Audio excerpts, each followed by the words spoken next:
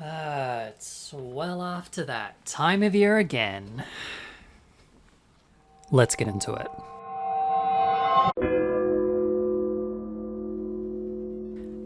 I didn't think much of this one when I started playing it. All I knew is that it was published by Hooded Horse. I don't even think I knew it was a roguelike. My first run went poorly, as expected. When I looked up, half an hour had passed. It just has that one more run moorishness, you know? There's a deceptive depth to it all. How you move around the map is important because, for example, you can only open chests once, even if you don't choose anything, so it's smarter to wait until you've defeated the boss and run back to them instead of risking losing out on something valuable. There are golems that can merge low-level items together to save inventory space, but there's a risk of doing that because there's no guarantee you'll find one.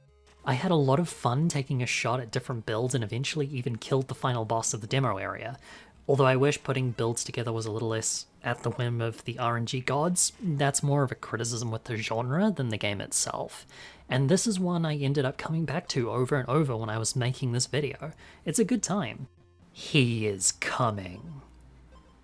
In 2025.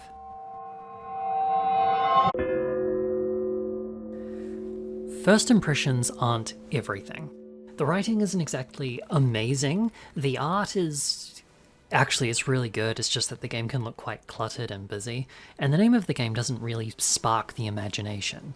He's not even the amazing wizard. I was really on the fence about giving this one a go. But it made the promise of spellcrafting, which is something I always have time for.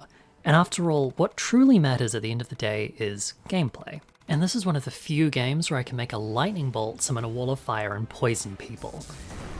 As with the last game, builds are a difficult thing to construct when the tools you are giving are randomly determined, so your mileage may vary.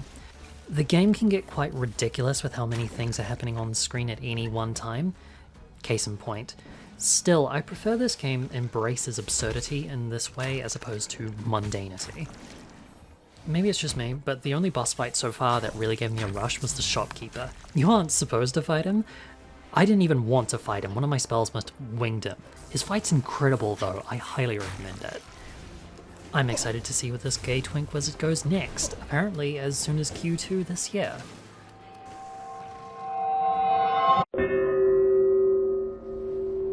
I'll cut to the chase because the game certainly does. This is Warhammer 40k FTL. They didn't so much file the serial numbers off, rather they just put masking tape over them. That isn't to say it's bad. If you like FTL, you'll like this. If you like Warhammer, you'll probably like this. And if you like both, I'd say you definitely like this. There isn't that much to say about it, to be honest. There's no fuel concerns for one thing, but the inner system map itself is quite a lot simpler, more Slay the Spire. The warp travel map looks about the same though. I found I accumulated a lot more crew members faster in FTL, which is a good thing for me. However, they are a bit squishier. There's also the Death Sled, which is basically the teleporter, but you always start with it, so sending crew, or husks, which are weak but are generated passively and for free with the associated module, becomes a core part of the gameplay instead of something you build into, which I do like. Void War plans to exit Warp sometime in Q2 2025, but you know what the Immaterium is like.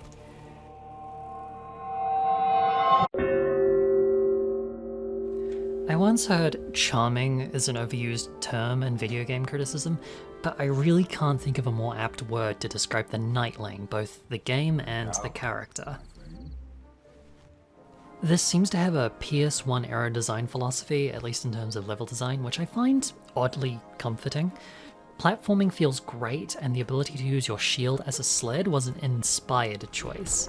The combat's alright, although parries are a little bit more difficult to pull off than they should be, and having to block using a ranged attack just feels a little bit weird, but those are very minor complaints. I was extremely impressed with what I saw, and I'm really looking forward to getting my hands on the full game, which is coming out August 29th this year.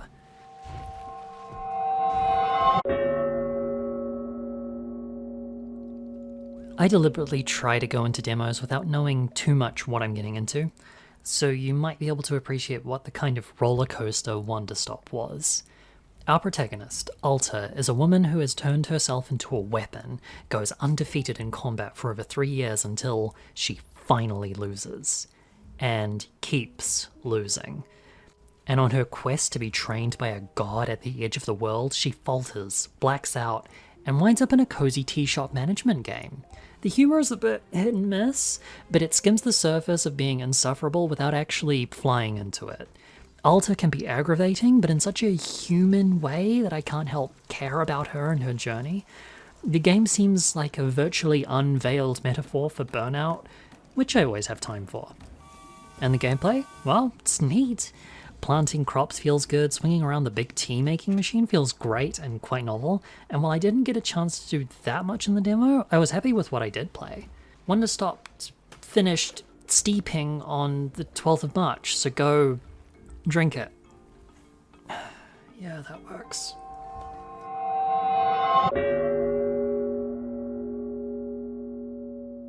I was a big fan of Yes, Your Grace, though it's been a while since I've played it, and I was really looking forward to sinking back into King Eric's story for a while now.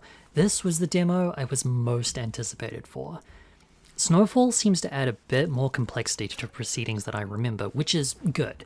One thing I remember about the first game was a lack of meat to the management aspect, and the developers seem to have taken that criticism on board. Influence, prosperity, and happiness all have to be kept an eye on, and the way subjects can petition you promises to be more complex, with variable levels of success, the use of items, and the fact that some petitioners might be lying to you, and that turning them down is a better idea.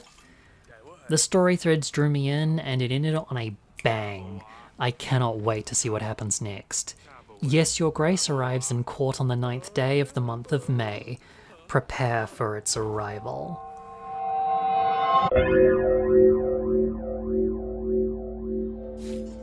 Hello, thank you for watching my YouTube video.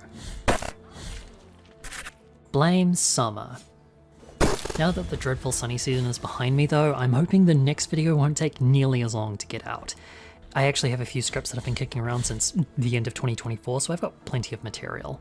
I suppose whenever it lands, I'll see you in the next video. So, among other things during my frustratingly unwanted hiatus, I beat Blasphemous like 4 times. After beating Blasphemous 2, I went back to see if I would enjoy the original after going off it years ago, and I ended up liking it way more than the sequel.